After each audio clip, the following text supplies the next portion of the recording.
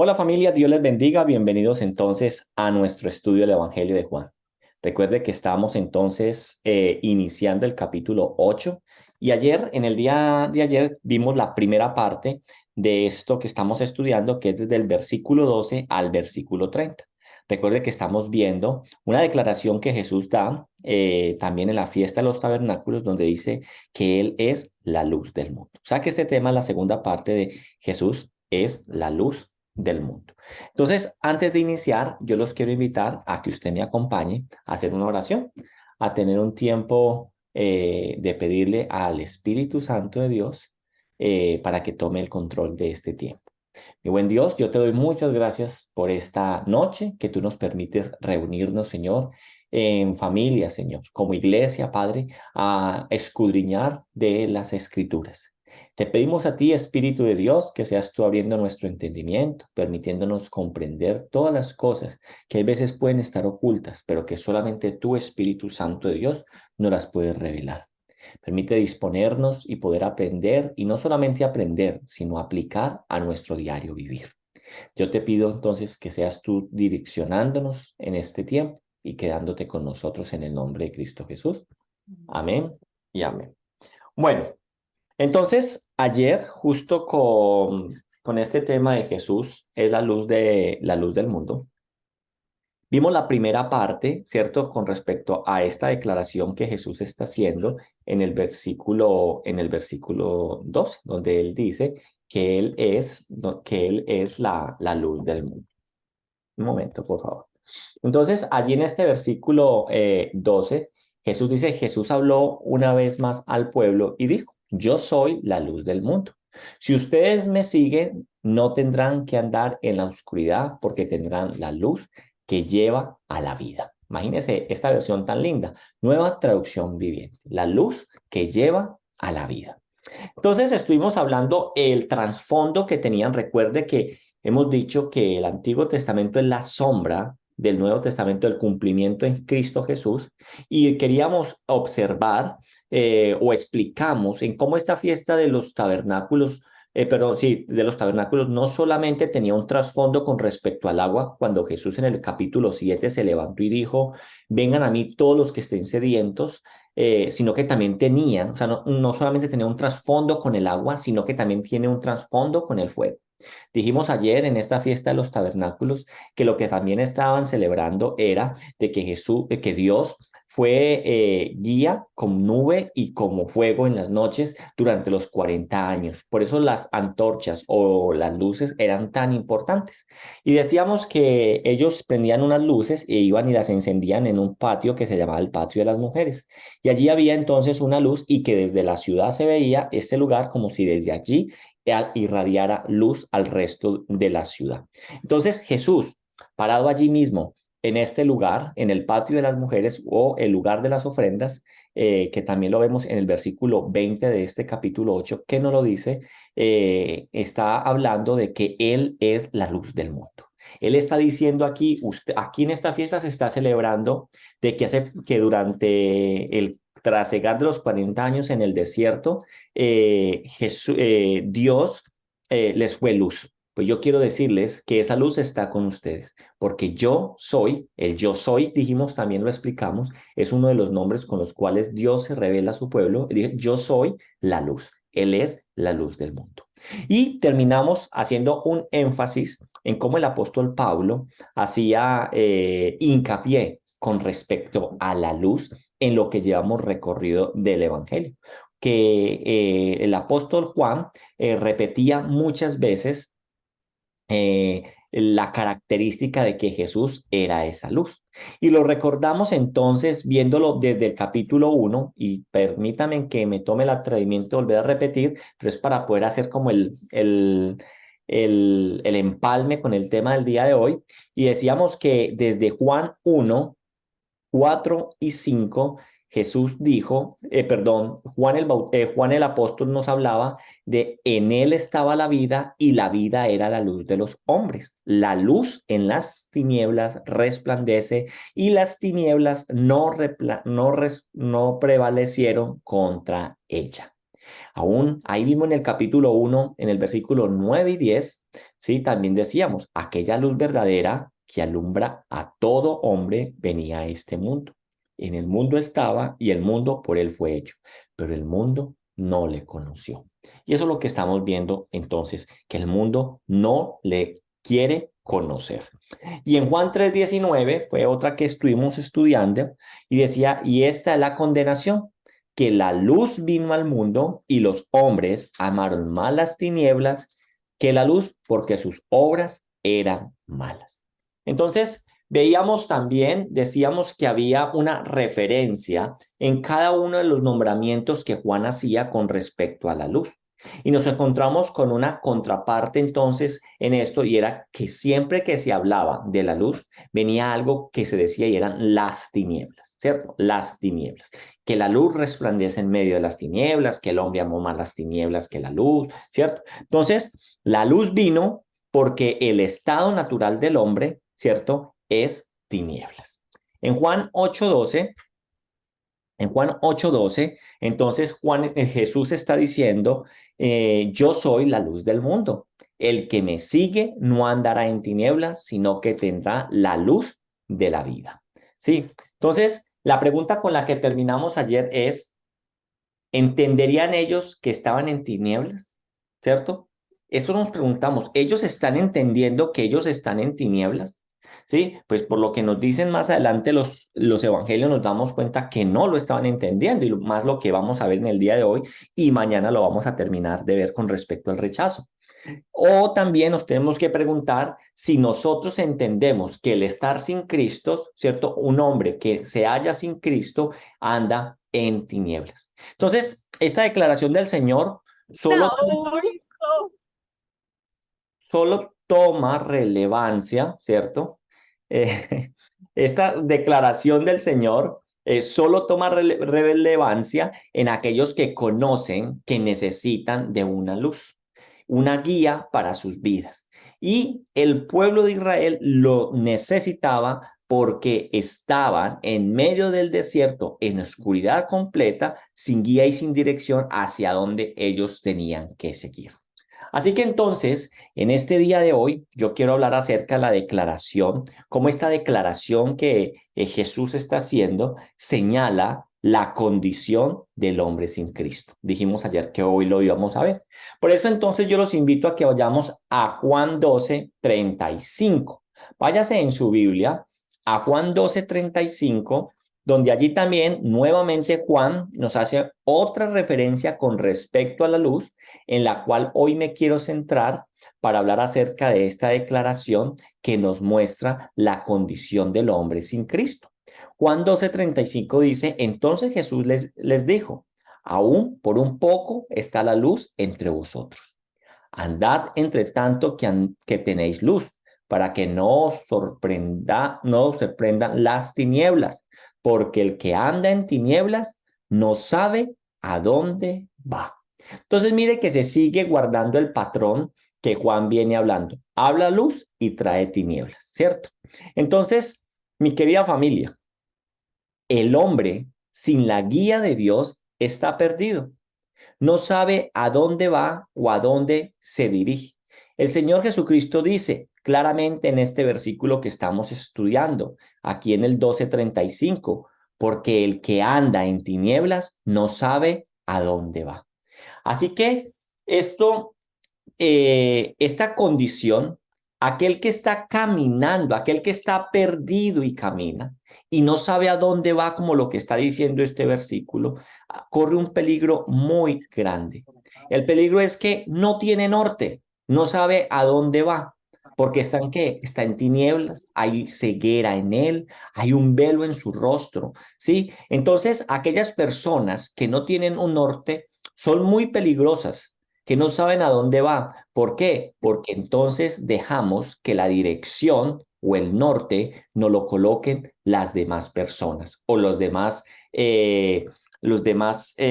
cosas que pueden converger en este problema de no saber hacia dónde vamos. En otras palabras, entonces, el hombre sin la guía de Dios camina guiado por dos entes. Hoy vamos a ver Porque yo digo que que está perdido, aquel que está perdido, ¿cierto? Y que no sabe de dónde va, la gente, que no tiene un norte, las personas o los diferentes agentes, ¿cierto? Pueden imponerle entonces la dirección. Y vamos a mirar entonces, vamos a mirar dos entes que le colocan dirección a aquel que está perdido. Y el primero es entonces su propio corazón. Y este de su propio corazón, la escritura lo llama sus propias concupiscencias, ¿cierto?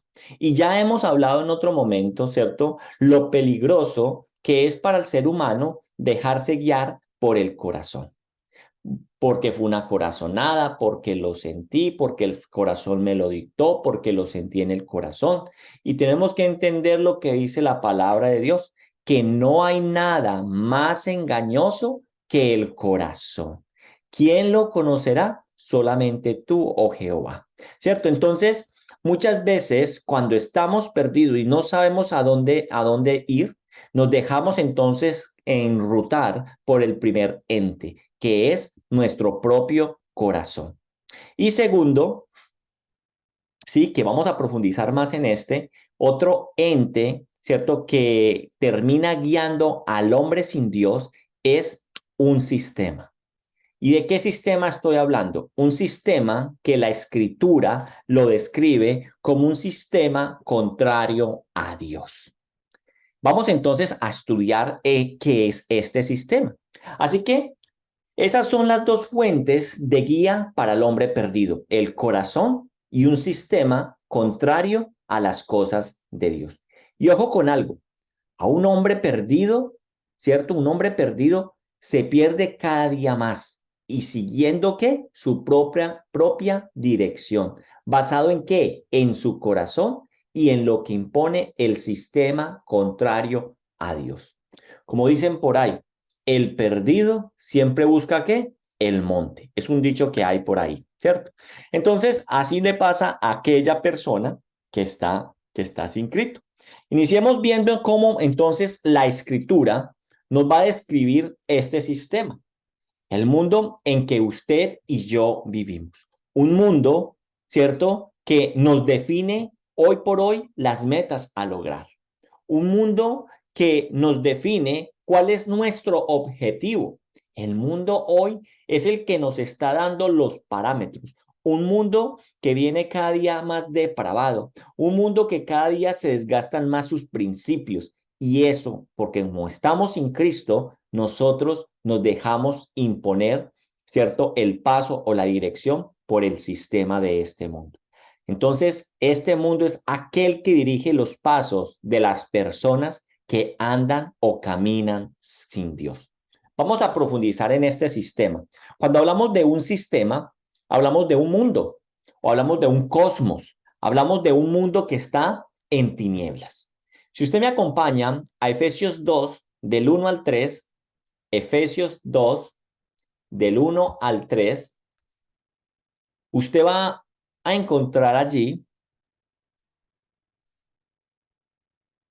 que en ese mundo, usted y yo cuando no teníamos vida, nosotros caminábamos en él. Por eso, aquel que la luz no le ha brillado, aquel que todavía anda en tinieblas, vive bajo los estándares o los principios que aquí vamos a describir. Y dice la palabra de Dios, Efesios 2, 1, 3.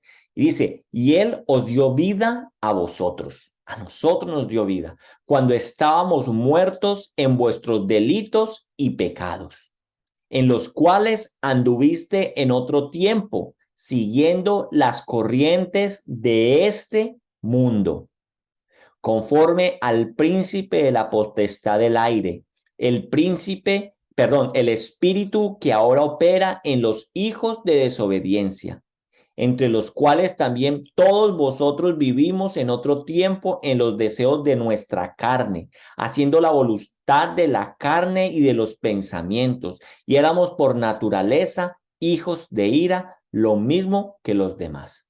¿Sí? Entonces, mire la descripción que está dando aquí de este sistema, que alguna vez usted y yo también hicimos parte de él. Pero gracias a que él nos ha dado vida, como dice al principio de este versículo, y él os dio vida a vosotros cuando estábamos muertos y conducidos y guiados por lo que el sistema lleva, que es la voluntad de la carne, los pensamientos y movido por el deseo de este mundo. Entonces, en este versículo, en estos 3 versículos que nosotros estamos leyendo en esta noche, ¿cierto? Se resume todo lo que es la guía del hombre sin Dios. En estos 3 cortos versículos. Sí, y yo quiero que primero nos contestemos una pregunta. Entonces, ¿quién guía a un hombre sin Dios? Según lo que acabamos de leer. Dice el versículo, dice, conforme al príncipe de la potestad del aire, el espíritu que ahora opera en los hijos de su obediencia. Entonces, si Dios no es el que está guiando el hombre, entonces, Satanás. según lo que nosotros estamos leyendo aquí, el enemigo del hombre, Satanás, es el que está guiando al hombre. Sí. Y mire qué más podemos encontrar en estos versículos de quién guía. Los deseos de nuestra carne, haciendo la voluntad de la carne y de los pensamientos. O sea que otra guía para el hombre sin Dios uno es Satanás y el otro son nuestros propios deseos que vienen fruto de nuestra propia concupiscencia de la cual nosotros estuvimos hablando hace un momento. Ahora yo los invito a que ustedes respondan otra pregunta. ¿Cuál es el resultado, cierto, de aquellos hombres que viven sin Dios? Y es muy claro aquí. Nos dice que el resultado es la muerte. Porque dice en el versículo, en los versículos nos dice, cuando estabais muertos en vuestros delitos y pecados. O sea, ya siendo guiados, estamos vivos, pero no siendo guiados por Dios, estábamos muertos. Entonces, ¿cuál es el resultado de no ser guiados nosotros por Dios? Muerte. Bien, y también de forma tal vez sorprendente, podemos ver que otro resultado de caminar sin Dios, de no vivir guiados por Dios, es lo que dice acá el versículo, éramos por naturaleza hijos de ira. O sea que otro resultado de no caminar con Dios, de estar en las tinieblas, es estar siempre bajo la ira de Dios. ¿Bien hasta ahí? Bien. Así que entonces, si entendemos esto, es comprender que aquel que está en tinieblas es una persona que está muy perdida, muy perdida. Alguien podría entonces, usted en el día de hoy podría preguntarse, pero ¿por qué es ceguera? ¿Por qué es equivocado un sistema que impulsa el cumplir los deseos más internos del hombre, todo lo que hoy impulsa este humanismo que impulsa el mundo que pues en cierta forma le podemos decir que viene siendo bueno? Entonces, ¿por qué es ceguera, cierto? Un sistema que está impulsando cumplir, un sistema que está prometiendo patrocinar los sueños de la gente, darle los derechos justos a cada quien. Entonces, ¿por qué es ceguera que el sistema que impulsa cumplir los deseos más internos del hombre, por qué viene siendo una ceguera? Entonces, la respuesta más simple para esto es porque ese no es el objetivo de nuestra existencia. El objetivo de nuestra existencia, debemos entenderlo, familia, no es cumplir nuestros propios deseos. Sí, debemos recordar que el objetivo del universo entero es glorificar a Dios. Yo siempre he dicho que los seres humanos somos la nota disonante de la creación.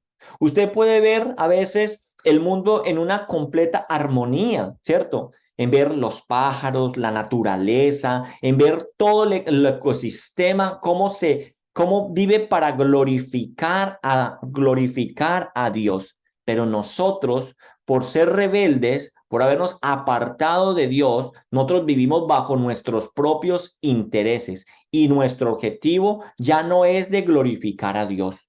Por eso entonces tenemos que entender que sí, es un mundo que vela por impulsar el cumplimiento de los deseos más internos del hombre, pero lo que pasa es que el hombre tiene errado verdaderamente cuál es el objetivo por el cual nosotros estamos en este mundo, y es el de glorificar a Dios. Sí, entonces, para poder cumplir esto, solo se glorifica a Dios, tenemos que entender, viviendo bajo su voluntad. Mira, ¿cómo puedo entonces yo vivir glorificando a Dios? Obedeciéndole, sometiéndose a su autoridad, sometiéndose y viviendo bajo su voluntad. Y así que si estamos entendiendo, vivir tu voluntad y no la de Dios es ir en contra de Dios y es vivir en tinieblas. Miremos cómo el escritor del Evangelio, ya en una de las epístolas, ya estaba enfatizando este punto que usted y yo estamos viendo en este día. El escritor de este mismo Evangelio, miremoslo cómo lo dice en una de sus cartas. Si usted me acompaña, Primera de Pedro 2, 15, 17, Primera de Pedro 2, 15, 17, nos dice lo siguiente: no améis al mundo ni las cosas que están en el mundo. Si alguno ama al mundo, el amor del Padre no está en él. Porque todo lo que hay en el mundo, los deseos de la carne, los deseos de los ojos y la vanagloria de la vida, óigame, no proviene del Padre, sino ¿de quién? Del mundo. Y el mundo pasa y sus deseos, pero el que hace la voluntad de Dios permanece para siempre. Qué maravilla poder leer nosotros esto, poder comprenderlo a la luz de lo que hoy nosotros estamos aprendiendo. Amar lo que un sistema como el mundo ofrece, querida iglesia, es quitar el objetivo de la vida, que es vivir para glorificar a Dios. Entonces, el que no vive para la gloria de Dios está en tinieblas. Así de sencillo es. Por eso el Señor, que es la luz, la guía de nuestra vida, viene y nos da la libertad, la capacidad de salir de ese estado tan deplorable. En Primera de Juan 5:4, ahí mismo en la primera carta de Juan, nos dice: porque todo lo que es nacido de Dios vence al mundo. Y esta es la victoria que ha vencido al mundo, nuestra fe. Usted y yo tenemos la capacidad de vencer al mundo, porque usted y yo hemos nacido de nuevo y ahora entonces podemos tener las victorias en Cristo Jesús. Ya no hay tinieblas, sino que estamos en luz. Ahora, retornando entonces a la fiesta de los tabernáculos, teniendo en cuenta lo que veníamos hablando, a este momento glorioso cuando el Señor dice en el versículo 12: yo soy la luz del mundo, el que me sigue no andará en tinieblas, sino que tendrá la luz de la vida. Ante esa invitación que Jesús está haciéndole aquí a cada uno, ¿cierto? Ante esta invitación de seguirlo, ante esta invitación de dejar que Él sea la luz que direccione nuestro camino, que Él sea la luz que guíe nuestros pasos, el Señor se encuentra ¿con qué? Con lo que se ha encontrado en cada uno de los encuentros con los religiosos y fariseos, con cada uno de este mundo. Él encuentra rechazo. ¿Y saben por qué Jesús encuentra rechazo? Porque las tinieblas aborrecen la luz. Por eso todos aquellos que andan en tinieblas y no son conscientes de que andan en tinieblas, estas personas aborrecen la luz. En Juan 8:13 vamos a ver cómo ese rechazo de los escribas y fariseos, dice el versículo 13 del capítulo 8.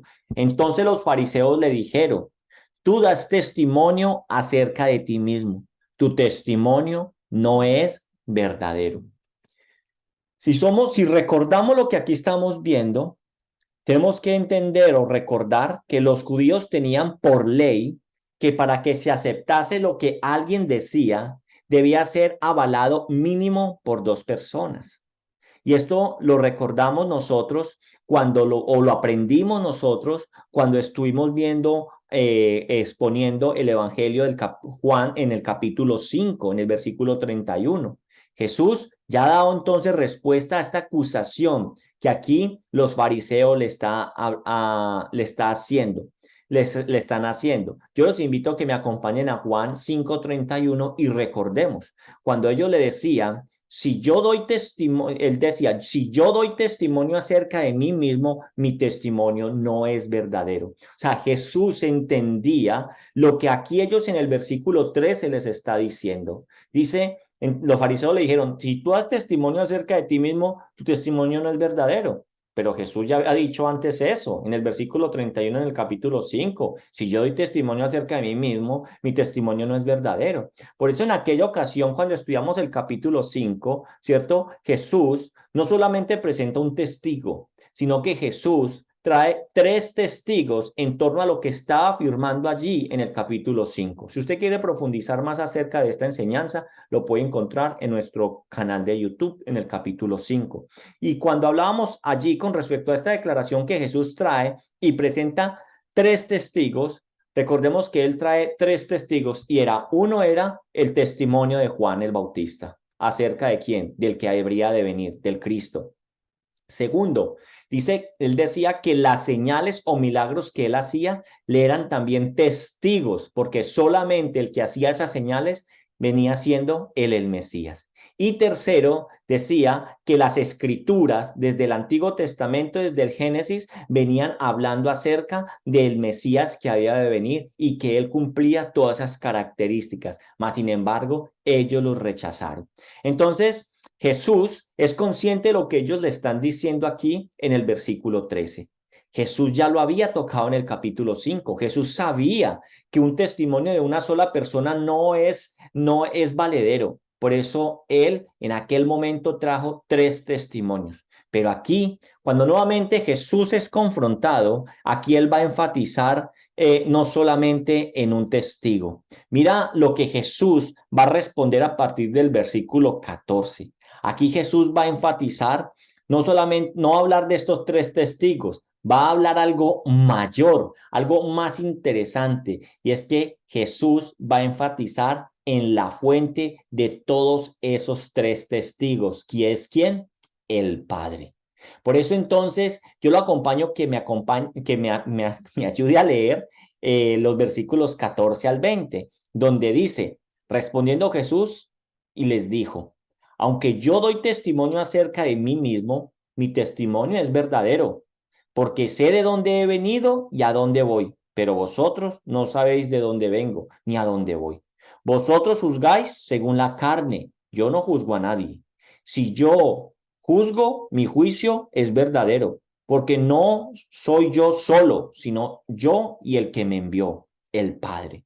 Y en vuestra ley está escrito que el testimonio de dos hombres es verdadero.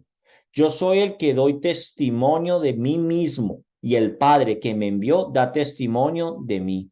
Ellos le dijeron, ¿dónde está tu Padre? Respondió Jesús, ni a mí me conocéis, ni a mi Padre. Si a mí me conocieseis, también a mi Padre conoceréis. Estas palabras habló Jesús en el lugar de las ofrendas, enseñando en el templo, y nadie le prendió porque aún no había llegado su hora. Así que entonces, aquí, aunque estos fariseos presentaban una base para el rechazo que iban a hacer con respecto a la afirmación de Jesús, de que él era la luz, ¿sí? La verdad era que su rechazo no surgía de otra fuente distinta que su propio ser. Jesús en este versículo nos está diciendo en el versículo 15, dice, vosotros juzgáis según la carne, yo no juzgo a nadie. ¿Y qué dice Jesús? Y si yo juzgo, juzgo con un juicio verdadero, porque no solamente juzgo yo, sino que también aquel que me envió, que es el Padre. Entonces, las tinieblas siempre buscarán una excusa para rechazar la luz. El incrédulo, aquel que anda en tinieblas, aquel a cual el evangelio no le ha alumbrado, siempre encontrará una justificación para su incredulidad. Aquí lo podemos ver nosotros, cómo estos hombres contestan en el versículo 13, cuando le dice que tu testimonio no es verdadero porque tiene que ser de dos. Pero Jesús les está dando no solamente tres testimonios, sino la fuente de esos tres testimonios y el poder que es de todo el poder que es el del Padre. Así que entonces, entendiendo esto, vamos ahora a profundizar en lo que se va a venir a continuación y es ese rechazo que ellos van a tener a esta declaración que Jesús está dando. Y tengamos algo en mente. Las tinieblas siempre buscarán una excusa para rechazar la luz. Y les dejo solamente como tarea Juan 3 del 17 al 20. Allí vamos a leer por qué las tinieblas siempre buscarán una excusa para rechazar la luz.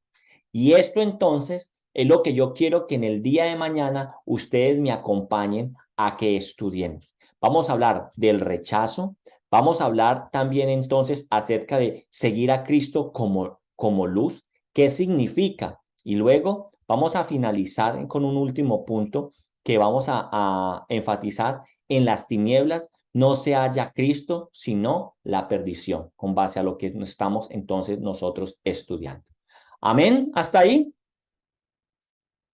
Amén. Les prometí que iba a ser corto y ahí está, 30 minuticos estudiando la palabra de Dios. Entonces, mañana la tarea es empezar a ver acerca de ese rechazo, teniendo en cuenta... ¿Juan 3 qué? La tarea es Juan 3, 17, 20, para que entendamos por qué las tinieblas siempre buscan una excusa para rechazar la luz. Bien, y con mañana entonces comenzaremos a estudiar esta parte de la palabra de Dios. Yo los invito entonces a que oremos y dejemos este tiempo en las manos del Señor. Papá Dios, gracias por tu palabra hoy expuesta. Gracias por esta verdad maravillosa de que tú eres la luz. Gracias por concientizarnos, Señor, que todo aquel que no camina, Señor, contigo, anda en tinieblas. Gracias te damos porque en otro momento, como dice Efesios, nosotros también andábamos en tinieblas. Nosotros también estábamos muertos en nuestros delitos y en nuestros pecados. Nosotros en otro tiempo también, Señor, andábamos bajo los deseos de nuestra carne, haciendo la voluntad de nuestra carne y de nuestros propios pensamientos, guiados por el príncipe de este mundo, guiados por los sentimientos de nuestro corazón que es engañoso. Señor, ayúdanos a verdaderamente dejarnos liderar por ti, dejarnos guiar por esa luz que eres tú, Cristo Jesús. Que nos dejemos verdaderamente conducir por el Espíritu Santo de Dios que mora en cada uno de nosotros, aquel que sabe verdaderamente qué le agrada al Padre y al Hijo. Yo te pido, Señor, que aunque estemos vivos, Señor, sabemos que tenemos una lucha que no es contra carne ni sangre. Ayúdanos a estar firmes, Señor, ante todo ataque del enemigo, porque, Señor, nuestro corazón aún a hoy nos sigue tratando de engañar. Pero, Señor, tú dices claramente en tu palabra, Señor, que todo lo que es nacido de Dios vence al mundo. Y esta es la victoria que ha vencido al mundo, nuestra fe. Por eso nuestra fe está puesta en ti, que nos has dado la vida, a ti que tiene todo poder y toda gloria. Por eso nos sometemos delante de ti, colocamos nuestra vida a tu disposición, nos postramos, Señor, y te pedimos, ayúdanos, Señor, a verdaderamente sujetarnos a hacer tu voluntad, porque eso es, Señor, verdaderamente caminar contigo, hacer tu voluntad y obedecerte. Te alabamos y te bendecimos, Señor, y quédate con nosotros en el nombre poderoso de Cristo Jesús. Amén y amén.